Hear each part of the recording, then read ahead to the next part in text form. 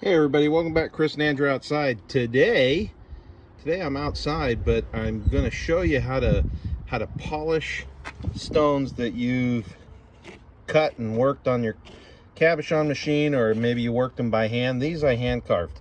So these are the materials that I'm going to be using to make my little setup. So I have a little hard plastic container with a lid. Got some sandpaper because I'm going to rough up the bottom of this container. Got a spade blade here to put a hole in the top of this lid. Got a piece of carpeting here. Now, if you're going to do this, bear in mind, if you have used carpeting, you want this shaggy stuff. If you have used carpeting, make sure there's no sand or anything left in there, because that will scratch your stone and make a deeper scratch than the polishing compound won't be able to polish it out. So I got some rubbing alcohol, a torch. This torch might be a little hot and overkill, but got some Quick Bond. This is made by U40. It was designed by a gentleman by the name of Ralph O'Quinn. It's a 2-part epoxy resin, and this is the Quick Bond. So it sets up in maybe 15-20 minutes, and it's dry in about 2 hours. So got some dop sticks here. I got a metal rod, and then I've got some a dowel here with some dopping wax on it. A couple Ellensburg blues. You guys know I love those. So right here is some M5 polish from Johnson Lapidary. This works, or cerium oxide I normally use. And here's a cordless drill. Got some paper towels, pair of gloves. All right, everyone, so hopefully you can see this. There's scuffs in the bottom of this, and so bear in mind, when you're scuffing something up to epoxy it, it is better to have a matte finish than big gouges. Now, people will say that the epoxy is going to hold better in a big gouge because it'll have something to grip, but if you do these really fine scratches, basically it's called a water break surface, so that if you put a drop of water on it, it'll melt down into the surface. Basically, you're creating thousands and thousands and thousands of scratches for the epoxy to bond to instead of one big one. And this is going to have a much better retaining strength than not. So I just used 600. Like I said, if I had Scotch-Brite, that'd be a much better option, but I couldn't find my Scotch-Brite pads. So anyways, we got the shine taken off the bottom of this, and the next thing I'm going to do is mix up the epoxy and glue this into the bottom. And so the other thing too is, I mean, there's going to be water in this, and you can leave the water in the jar, or you can dump it out into another jar so that the carpet's not soaking in it the whole time. If you're using a natural carpet, natural versus synthetic, then the natural is probably going to end up rotting after a while, which I actually did this before with a piece of leather, and the leather did rot away. So all right, I'm going to mix this up and glue it in. I'll let you see how it looks in a second.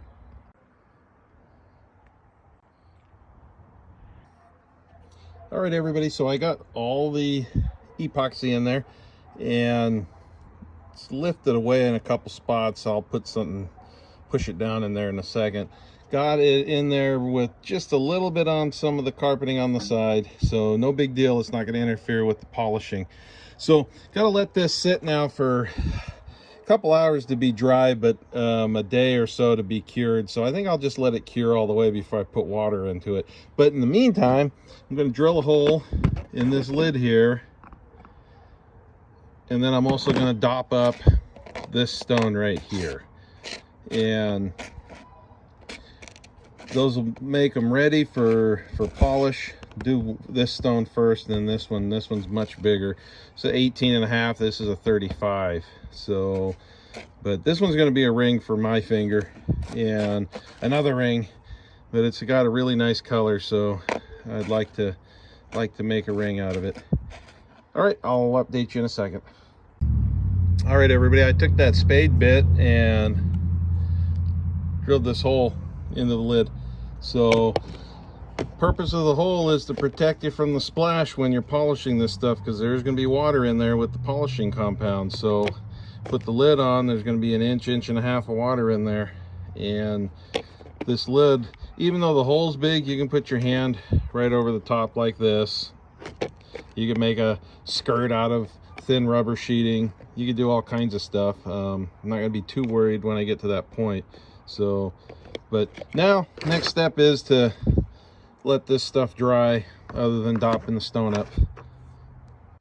Hey everybody, so here's the part now where I'm going to dop up the stone. So I'm actually down at the shop. So here's a slightly different dop stick with some green dopping wax on it. And this is an alcohol burner and I got it lit. And so the idea when you're dopping is, one, you have to heat the wax up, okay? But two, you also have to heat up the stone that you're going to dop to. Otherwise the wax doesn't stick to it as good. The flame went out.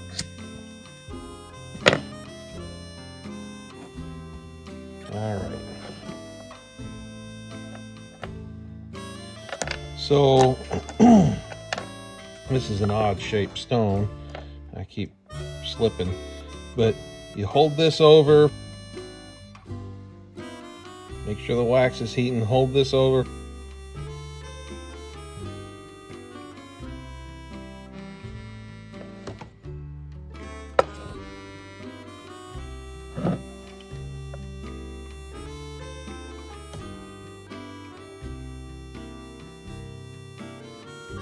All right, so hopefully I got the stone hot enough that it actually is gonna sit. So got that one on there. And actually while we're doing it, I'm gonna dop up another stone to polish.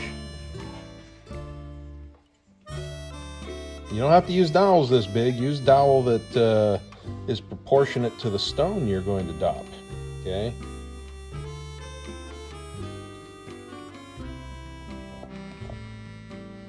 Now, unlike heating the stone up, you don't have to heat the wood up because that's called burning it.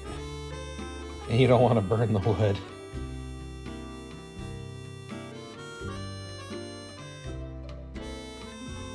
There are dop stations that they make where it's got a heated bowl where you put wax into it. And it's electrically heated. So they're handy, but you don't need to do that.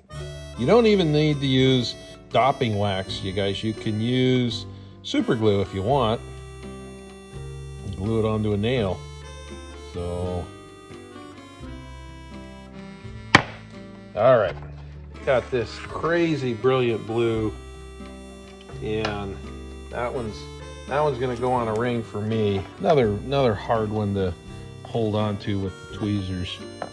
So and get this wax heated up.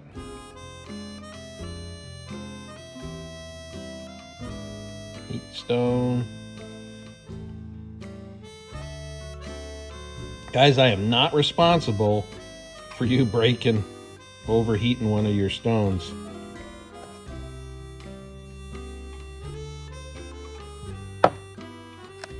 That's why a lot of people actually use super glue, because you don't risk heating up a stone too much and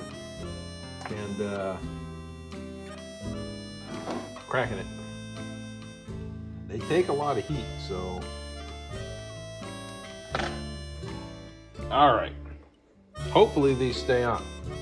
I'm gonna grab the drill and then we'll show you the next step.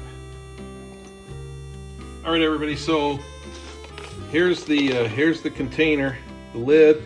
Put the hole in it, got the carpeting, the shaggy carpeting epoxied in, so it is in there to stay. So got that nice deeper carpeting. So what we're gonna do, we're normally, like I said, I use cerium oxide.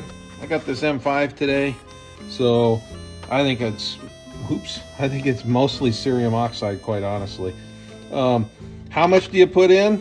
I don't know, put a bunch. So I just put a heaping spoon. That's the wrong lid. I put a heaping spoonful in there. Okay. So next thing, not rocket science here. We're just going to add water to it. The water will carry the M5 powder, and it will also keep the stone cool so it doesn't overheat while it's being polished, because the polish is still abrasive. I'm gonna put some more. I'm gonna make it a thick slurry. So there we go. We'll see how that works.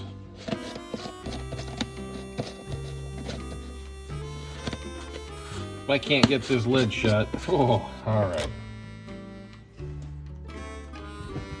Okay, so we have this dopped up. Hopefully it doesn't pop off. It's got a pre-polish on it, basically. It's got a light shine. I don't know if you guys can see any shine on that. It's really not a lot.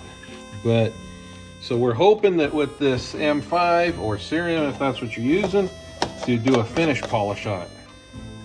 All right, got the hole in the lid. Just put it in, we're pushing it down into the carpeting. Here we go.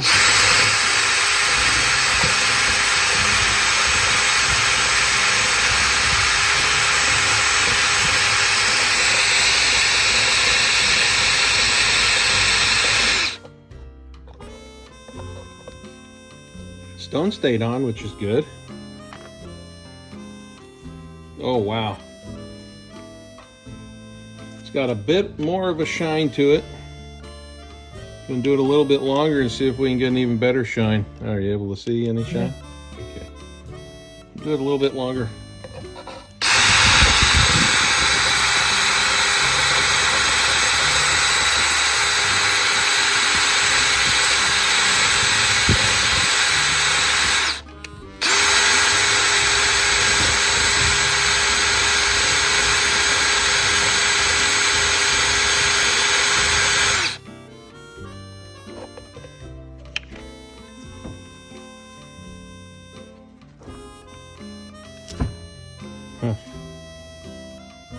It's shinier. I think I'm going to add some more powder to that. Maybe make it even shinier.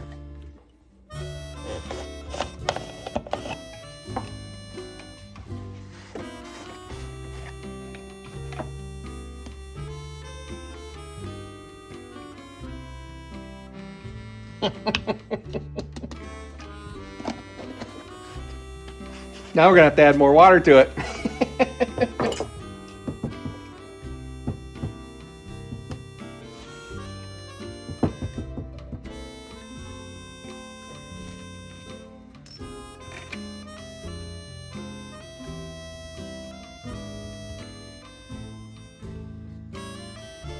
Probably put too much water anyway, so but that's all right.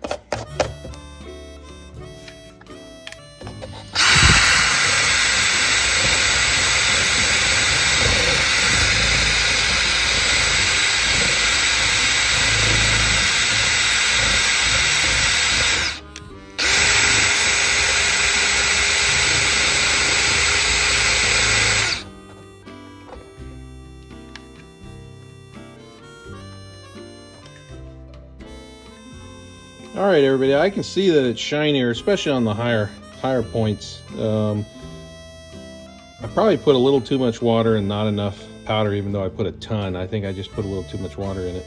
But anyways, this trick works really good. It may not be working the greatest on this agate right now, but trust me, it works really good. And it's quick, it's easy, and it's fairly cheap to do. So strongly recommended. Anyways, if you don't have any Ellensburg blues to polish, what do? Go outside. Go outside, everybody. Find some Ellensburg blues.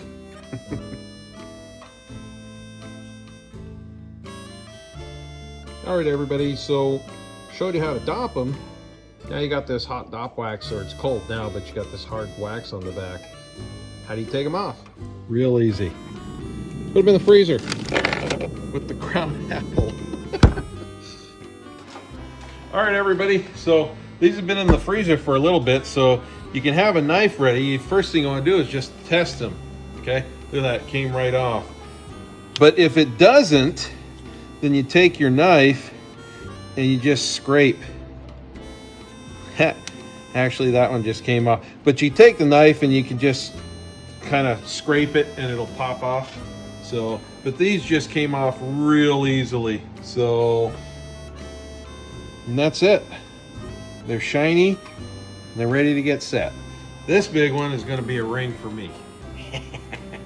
Another ring. Anyways, I hope this really helped you guys. I know we already said earlier, go outside for find some more blues, but we're going to say it again. Right, Andrew? Yep. Go outside, find some blues. Thank you for watching.